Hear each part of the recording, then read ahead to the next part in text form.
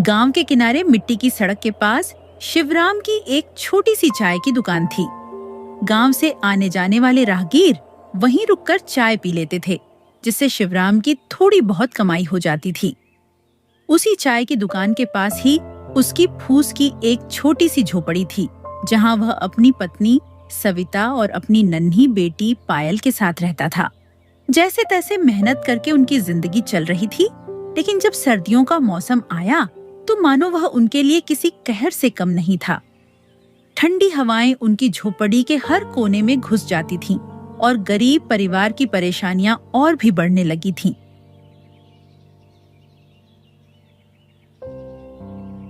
आज ठंड कुछ ज्यादा ही बढ़ गई है। झोपड़ी के छेदों से ठंडी हवा भीतर आ रही है और पायल बहुत ठिठुर रही थी। बड़ी मुश्किल से उसे सुला पाई हूँ।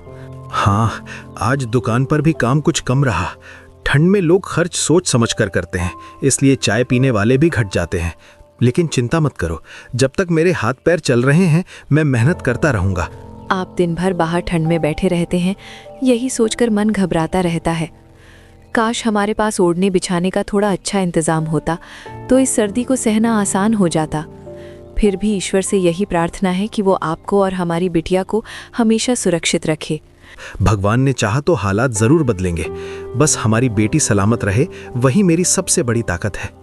दिन भर शिवराम अपनी चाय की दुकान पर बैठकर ठंड से ठिठुरते हुए ग्राहकों को चाय पिलाता रहता था, जबकि घर में सविता छोटी सी पायल का ध्यान रखती और झोपड़ी के सारे काम निपटाती रहती थी।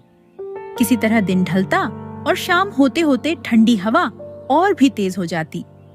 उस रात तीनों ने सादा सा खाना खाया और ठंड से बचने के लिए रजाइयों में दुबक कर सो गए। लेकिन आधी रात होते होते मौसम अचानक बिगड़ गया। बर्फ जैसी ठंडी हवाओं के साथ तेज आंधी और तूफान चलने लगा, जिससे शिवराम और सविता की झोपड़ी जोर जोर से हिलने लगी।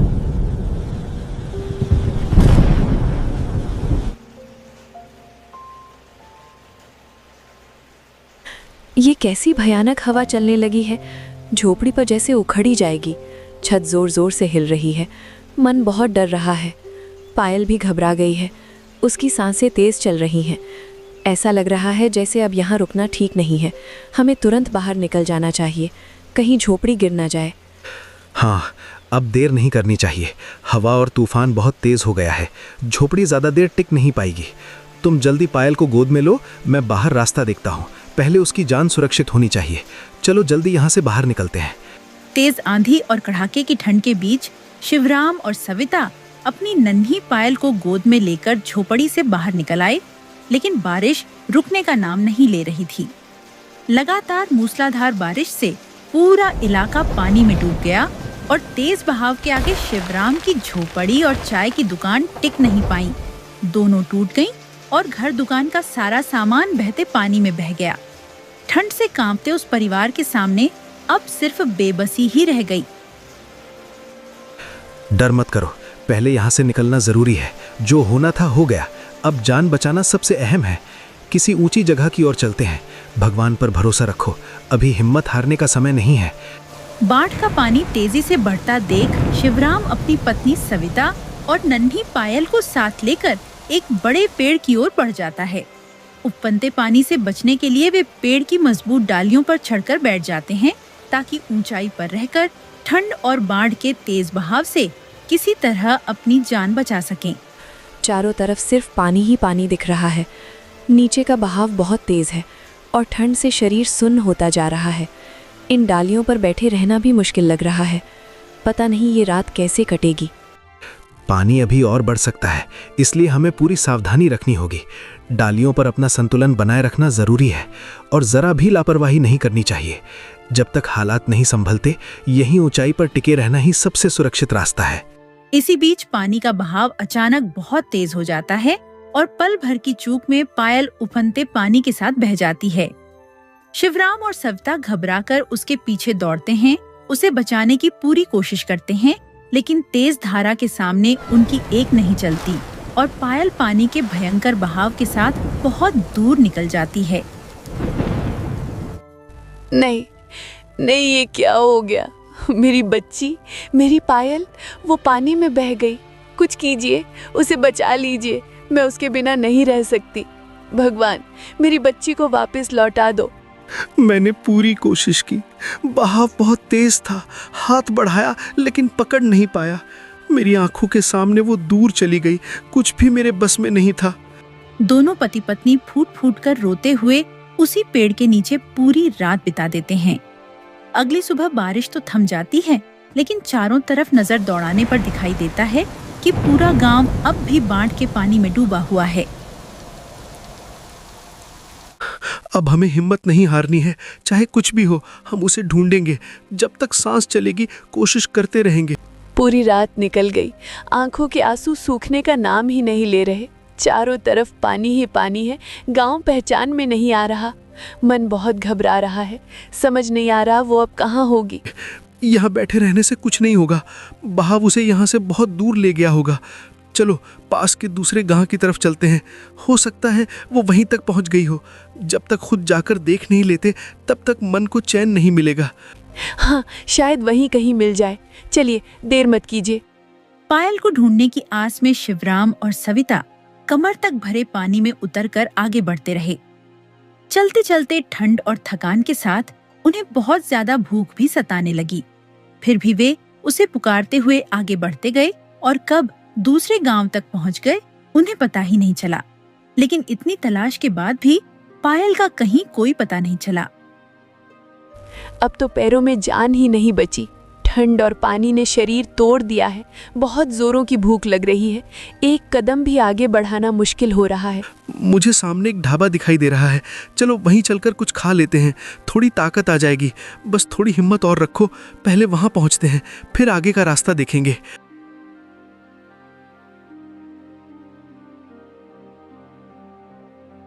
मालिक, अगर कुछ खाने को मिल जाए तो बड़ी मेहरबानी होगी। खाना चाहिए तो पहले पैसे देने होंगे, यहाँ बिना पैसे के कुछ नहीं मिलता। हालात बहुत खराब हैं, मेरे पास अभी पैसे नहीं हैं। अगर कोई काम हो तो बता दीजिए, काम के बदले खाना दे दीजिएगा। ठीक है, सारे जूठे बर्तन धो दो और पीछे सफाई कर दो। काम पूरा हुआ तो खाना मिलेगा। जी, मैं अभी करता हूँ। आप मेरी वजह से इतना मत कीजिए। तुम बस यहीं बैठकर आराम करो, पहले तुम्हें संभलना जरूरी है, बाकी मैं देख लूंगा। बस थोड़ा काम है, फिर खाना मिल जाएगा। तुम बैठी रहो, ज्यादा कमजोर लग रही हो, ये आदमी काम कर लेगा। ढाबे पर पहुंचकर शिवराम मालिक से काम मांग लेता है और देर तक वहां का सारा काम कर देता है। उसकी मेहनत देखकर ढाबे वाला खुश हो जाता है और दोनों को भरपेट खाना खिला देता है। खाना खाने के बाद वे फिर से पायल की तलाश में निकल पड़ते हैं, लेकिन रास्ते भर खोजने पर भी पायल कहीं नहीं मिलती। तभी सामने उन्हें एक राहत शिविर दिखाई देता है, जहां बाढ़ पीड़ितों को पनाह दी जा रही थी।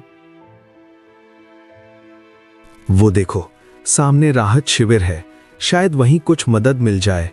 तुम्हारी तबीयत भी ठीक नहीं लग रही, वहां डॉक्टर होंगे, हो सकता है वहां किसी ने उसे देखा हो या कोई खबर मिल जाए। चलो वहीं चलते हैं, यही हमारी आखिरी उम्मीद है। सविता की बिगड़ती तबीयत और पायल को ढूंढने की एक आखिरी उम्मीद लिए शिवराम उस राहत शिविर की ओर बढ़ जाता है। राहत शिविर पहुंचते ही डॉक्टर सविता को दवाइयां देते हैं और उसे कुछ देर आराम करने की सलाह देते हैं, लेकिन शिवराम का मन वहां टिक नहीं पाता। उसकी आंखों के सामने बस पायल का चेहरा घूमता रहता है।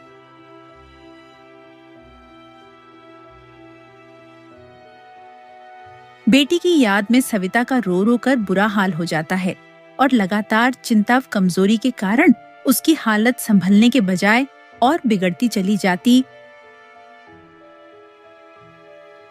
डॉक्टर साहब, इनकी तबीयत ठीक नहीं हो रही है, दवा लेने के बाद भी हालत और बिगड़ती जा रही है, बहुत कमजोरी लग रही है।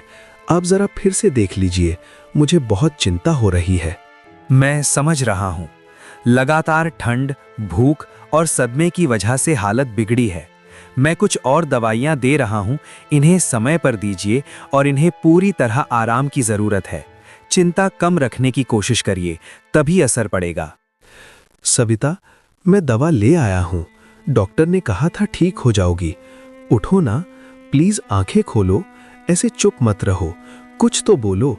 तुम्हारी आवाज सुने बिना मेरा दम घुट रहा है। काफी देर तक शिवराम के जगाने पर भी सविता ने कोई जवाब नहीं दिया। घबराकर उसने उसका माथा छुआ, लेकिन उसका शरीर पूरी तरह ठंडा पड़ चुका था। तुम्हारे हाथ इतने ठंडे क्यों हो गए हैं? देखो, मैं यहीं हूँ, मुझे अकेला मत छोड़ो। नहीं नहीं, ऐसा नहीं हो सकता। तुम नहीं जा सकती। मैंने तुम्हें संभाल नहीं पाया, मुझसे सब कुछ छिन गया। हे भगवान, मेरी दुनिया उजाड़ दी। अब मैं किसके लिए जीऊं, किसके सहारे आगे बढ़ूं? सविता अब इस दुनिया में नहीं रही थी।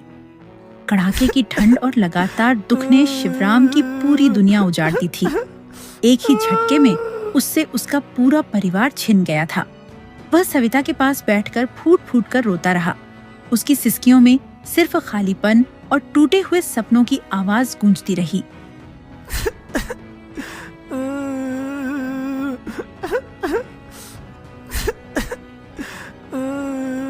रोता बिलखता शिवराम अपनी पत्नी का क्रियाकर्म करने श्मशान घाट जाता है। सारे कर्म पूरे करने के बाद जब वह भारी कदमों से राहत शिविर की ओर लौट रहा होता है, तभी उसे कहीं से किसी के रोने की आवाज सुनाई देती है। वह आवाज धीरे धीरे और तेज होती जाती है तो शिवराम उस ओर बढ़ता है। पास जाकर जो वह देखता है, उसे अपनी आंखों पर यकीन नहीं होता। वह और कोई नहीं बल्कि उसकी बेटी पायल होती है। शिवराम उसे कसकर अपने सीने से लगा लेता है और पत्नी को खो देने के दर्द और बेटी को पा लेने की राहत के बीच फूट फूट कर रो पड़ता है।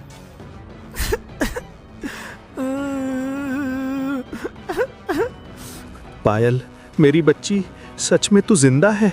एक पल के लिए लगा भगवान ने मेरी सुन ली। मैंने तुझे खो दिया था, सब कुछ खत्म हो गया था। तेरी माँ, मेरी दुनिया। आज जब तुझे फिर से अपनी बाहों में पाया है तो लगता है जैसे मुझे फिर से सांस मिल गई हो। अब कहीं नहीं जाने दूंगा, चाहे कुछ भी हो जाए। तू ही मेरी आखिरी ताकत है, मेरी जिंदगी का सहारा है। बाबा, मुझे बहुत डर लग रहा था। सब तरफ पानी ही पानी था। मैं आपको ढूंढ रही थी। मुझे लगा आप ही नहीं मिलेंगे। अब मुझे छोड़ना मत बाबा, मुझे कहीं मत जाने देना। शिवराम अपनी बेटी पायल को सीने से लगाए बैठा था, लेकिन उसके दिल में एक भारी बोझ था। वह चाहकर भी पायल को सच्चाई बताने की हिम्मत नहीं जुटा पा रहा था। उसकी जुबान साथ नहीं दे रही थी और आंखों में उमड़ते आंसू हर शब्द को गला रहे थे। पायल, मेरी बच्ची, मेरी बात ध्यान से सुनना। तेरी माँ बहुत अच्छी थी, बहुत मजबूत भी। उसने हमें बहुत प्यार दिया है। अब वो हमारे साथ नहीं है। वो इतनी दूर चली गई है जहाँ से कोई वापस नहीं आता। लेकिन वो तुझे छोड़कर नहीं गई है। वो हमेशा तेरे आसपास रहेगी, तेरी यादों में, तेरी सांसों में। अब हमें ही एक दूसरे का सहारा बनना होगा बिटिया। माँ तो नहीं मिल पाएगी, लेकिन उसका प्यार कभी कम नहीं होगा। जब पायल को अपनी माँ की मौत की खबर समझ में आई तो वह बिलक बिलक कर रोने लगी। उसकी सिसकियां सुनकर शिवराम का कलेजा फटने लगा। फिर भी उसने जैसे तैसे खुद को संभाला, पायल को अपने सीने से लगाया और भारी कदमों के साथ उसे लेकर वहाँ से आगे बढ़ गया। बाबा, मुझे बहुत जोरों की भूख लगी है। कल से मैंने कुछ भी नहीं खाया है। पेट में बहुत दर्द हो रहा है। सड़क किनारे बनी एक छोटी सी चाय की दुकान पर शिवराम रुकता है।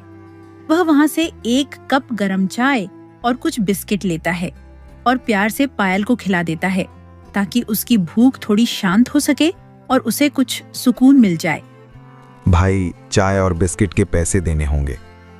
भैया, अभी मेरे पास पैसे नहीं है। कल से बाढ़ में सब कुछ बह गया, घर, दुकान, सब। अभी अभी पत्नी को खोया है और बच्ची भूखी है, इसलिए यहाँ रुक गया। समझ गया भाई, हालात बहुत बुरे हैं। जाओ, पैसे की चिंता मत करो, बच्ची को खिला दो, भगवान भला करेगा। आपका बहुत बहुत धन्यवाद भैया, ये एहसान मैं कभी नहीं भूलूंगा। चाय की दुकान के सामने एक बड़ा सा चौपाल और फैला हुआ पेड़ था। शिवराम अपनी नन्ही पायल को लेकर उसी पेड़ के नीचे बैठ गया। रात गहराने लगी थी और ठंड धीरे धीरे हड्डियों में उतर रही थी। तभी अचानक एक कुत्ता अपने मुंह में रोटी दबाए वहां आया, पायल के पास उसे गिराया और तुरंत भाग गया।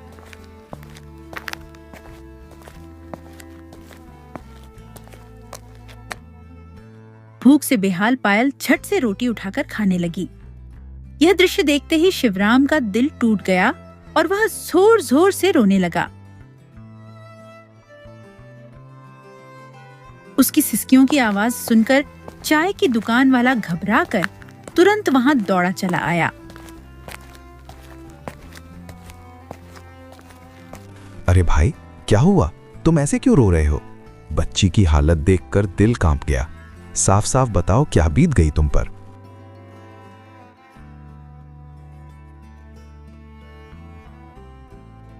भैया, बाढ़ ने मेरी पूरी दुनिया उजाड़ दी।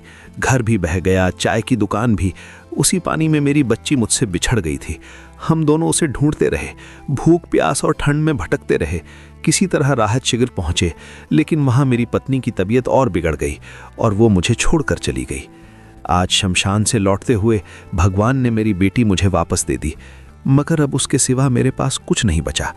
इस हाल में बच्ची को भूख से रोटी खाते देख दिल टूट गया, इसलिए खुद को रोक नहीं पाया। चाय वाला शिवराम की पूरी कहानी सुनकर भीतर तक भावुक हो जाता है। वह बिना कुछ कहे शिवराम और पायल को अपने साथ ले चलता है और अपने घर ले जाता है। भाई, तुम्हारी बात सुनकर दिल कांप गया। इतनी बड़ी विपत्ति किसी दुश्मन पर भी ना आए। तुमने बहुत सह लिया है, अब और नहीं। इस ठंड और अंधेरी रात में यहाँ बैठे रहना ठीक नहीं है। चलो मेरे साथ घर चलो, वहाँ गर्म खाना मिलेगा, बच्ची को आराम मिलेगा और तुम भी थोड़ा सुकून पा सकोगे। आज से तुम अकेले नहीं हो, इंसानियत अभी जिंदा है और हम सब साथ हैं।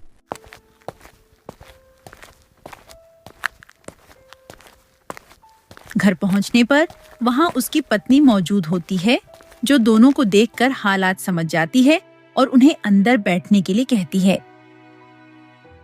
इन्हें अंदर बैठा लो, बहुत बड़ा दुख झेल कर आए हैं दोनों। ठंड और भूख ने हालत खराब कर दी है। पहले इन्हें सुकून चाहिए। इनकी दुनिया उजड़ गई है। आज से ये हमारे मेहमान नहीं, हमारे अपने हैं। अरे राम, बच्ची तो बिल्कुल सहमी हुई लग रही है। आप दोनों बैठिए, घबराइए मत। मैं अभी गर्म पानी और कुछ खाने का इंतजाम करती हूँ। हाँ, ऐसे वक्त में इंसान का साथ ही सबसे बड़ा सहारा होता है। चिंता मत कीजिए, जब तक हालात ठीक नहीं होते ये यहीं रहेंगे। भगवान ने हमें सेवा का मौका दिया है। खाना तैयार होने के बाद सभी लोग एक साथ बैठकर पेट भरकर खाना खाते हैं। थोड़ी देर में रात और गहरी हो जाती है। फिर पायल चाय वाले की पत्नी के साथ दूसरे कमरे में सो जाती है और शिवराम चाय वाले के साथ दूसरे कमरे में लेट जाता है, लंबे और थके हुए दिन के बाद कुछ पल की राहत पाते हुए। शिवराम, एक बात कहूं, अगर बुरा ना मानो तो मेरी चाय की दुकान पर तुम मेरे साथ काम कर लो। हम दोनों बारी बारी से दुकान संभालेंगे। दिन में मैं, रात में तुम। दुकान 24 घंटे खुली रहेगी तो कमाई भी अच्छी हो जाएगी। दूंगा भैया, आपने पहले ही बहुत उपकार कर दिया है। इस हालत में काम की बात सुनकर मन घबरा भी रहा है। उपकार की बात मत सोचो, मेहनत का साथ है बस। तुम काम करोगे, मैं काम करूंगा, दोनों की भलाई होगी, बच्ची को भी सहारा मिलेगा। बस यही चाहिए। सुबह से नई शुरुआत करेंगे। अब आराम करो, बहुत थक गए हो। अगर आप इतना भरोसा कर रहे हैं तो मैं पूरी मेहनत करूंगा। जो भी काम होगा ईमानदारी से करूंगा। भैया, आज की बात जिंदगी ने फिर से चलना सिखा दिया। धन्यवाद। अगले ही दिन से चाय वाले ने शिवराम को अपनी चाय की दुकान पर काम पर रख लिया। दोनों ने मिलकर तय किया कि वे बारी बारी से दोनों पहर दुकान संभालेंगे, ताकि दुकान दिन रात खुली रह सके। शिवराम रात भर चाय बनाता और चाय वाला दिन में दुकान संभालता। मेहनत और आपसी समझ से उनकी कमाई भी पहले से कहीं बेहतर होने लगी। इधर पायल भी चाय वाले की पत्नी के साथ घुल मिल गई थी। उसके स्नेह में उसे फिर से मां जैसा प्यार मिलने लगा। इसी तरह मेहनत, सहारे और नए रिश्तों के बीच कुछ महीने बीत गए। एक दिन शिवराम ने चाय वाले से कुछ कहने की हिम्मत जुटाई। भैया, आपसे एक बात कहना चाहता हूँ। आपने मुझे काम दिया, सहारा दिया, इसके लिए मैं ताउम्र आपका एहसान मानूंगा। लेकिन मन बार बार अपने गांव की ओर खिंचता है। वहाँ हर मोड़ पर सविता की यादें जुड़ी हैं। मैं वहीं जाकर फिर से अपनी चाय की दुकान खोलना चाहता हूँ, ताकि उसी मिट्टी पर नई शुरुआत कर सकूं। मैं समझता हूँ भाई, कुछ जगहें सिर्फ जमीन नहीं होती, वे दिल से जुड़ी होती हैं। अगर तुम्हारा मन वहीं बसता है तो जाना ही ठीक है। मेहनत और ईमानदारी तुम्हारे साथ हैं। अगले दिन जब शिवराम अपनी बेटी पायल के साथ गांव की ओर जाने लगा तो चाय वाले ने उसे रोक लिया। उसने शिवराम के हाथ में कुछ पैसे रखते हुए कहा कि वह अपनी नई चाय की दुकान शुरू करे और हिम्मत न हारे। शिवराम, जाते वक्त ये थोड़े से पैसे रख लो, वहां नई दुकान खोलने में काम आ जाएंगे।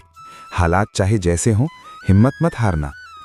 भैया, आपने जिस दिन मुझे अपने घर की दहलीज पर बैठाया था, उसी दिन से मुझे लगा था कि भगवान ने मुझे फिर से सहारा दे दिया है। आपने मुझे काम दिया, इज्जत दी, मेरी बेटी को माँ का प्यार मिला। ये सब मैं जिंदगी भर नहीं भूल पाऊंगा। ये पैसे मेरे लिए सिर्फ मदद नहीं है, बल्कि नई शुरुआत की ताकत है। मैं वादा करता हूं कि मेहनत और ईमानदारी से फिर से अपनी दुकान खड़ी करूंगा और आपकी दी हुई इस मदद को कभी व्यर्थ नहीं जाने दूंगा। दिल से आपका धन्यवाद भैया। उस सहारे और भरोसे को पाकर शिवराम की आंखें भर आईं। उसने पायल का हाथ थामा और नई उम्मीद के साथ आगे बढ़ गया। गांव पहुंचकर शिवराम उसी पुरानी जगह पर जाता है जहां उसकी पत्नी सविता की यादें हर कोने में बसी थीं। उसी मिट्टी पर उसने फिर से एक छोटी सी झोपड़ी खड़ी की और टूटे हुए हौसलों को समेटकर अपनी चाय की दुकान दोबारा शुरू की। पत्नी की याद में उसने दुकान का नाम रखा सविता चाय दुकान, ताकि हर दिन उसके नाम से जुड़ी यादें जिंदा रहें। अपनी नन्ही पायल का हाथ थामे शिवराम ने एक नई जिंदगी की शुरुआत की, मेहनत और उम्मीद के सहारे आगे बढ़ते हुए। हालांकि समय के साथ जख्म कुछ भरने लगे, लेकिन सविता की कमी आज भी दोनों के दिलों में कहीं न कहीं चुपचाप बनी रही। एक ऐसी खाली जगह जिसे कोई भी पूरी तरह भर नहीं सका।